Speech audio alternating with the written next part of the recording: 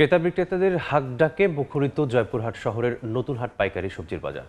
ভোর থেকেই দূর দূরান্তের কৃষকরা তাদের উৎপাদিত ফসল নিয়ে আসেন এই হাটে। বিভিন্ন ধরনের শাকসবজির পাইকারি দাম জানাতে এই মুহূর্তে সেখানে আছেন সহকর্মী শহীদুল ইসলাম সবুজ। সরাসরি যুক্ত হচ্ছি তার সঙ্গে। আমি এখন অবস্থান করছি জয়পুরহাট শহরের নতুন হাট। ভোর হলেই এখানে বিভিন্ন এলাকা থেকে কৃষকরা তাদের উৎপাদিত পণ্য নিয়ে আসেন এই নতুন হাট বাজারে পাইকারি সবজি বিক্রি করতে।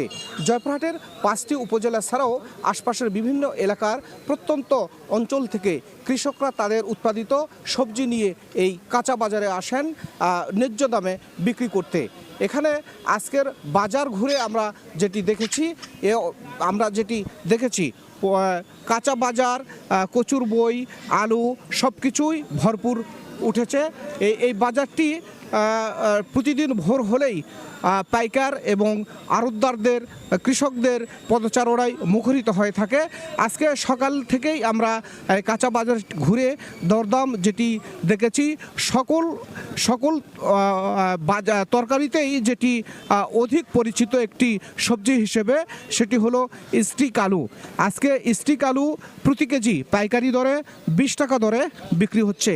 এছাড়াও গুটি আলু যেটি ছোট আলু হিসেবে পরিচিত সেটি বিক্রি হচ্ছে 22 টাকা কেজি দরে। আমরা পাইকারদের সঙ্গে কথা বলে জেনেছি মিষ্টি কুমড়া প্রতিটি পাইকারি দরে বিক্রি হচ্ছে 25 টাকা পিস। এছাড়াও করলা বিক্রি হচ্ছে 20 থেকে 22 টাকা কেজি। আমরা কৃষক এবং পাইকারদের সঙ্গে কথা বলে আরও জেনেছি সাসি লাউ প্রতি 20 টাকা 30 থেকে 25 টাকা দরে বিক্রি হচ্ছে। কাঁচামরিচের কেজি যদি আপনাদের জানাতে চাই 50 টাকা কেজি। বেগুন বিক্রি হচ্ছে 50 টাকা। এছাড়াও পটল বিক্রি হচ্ছে মাত্র 10 থেকে 12 টাকা পাইকারি দরে।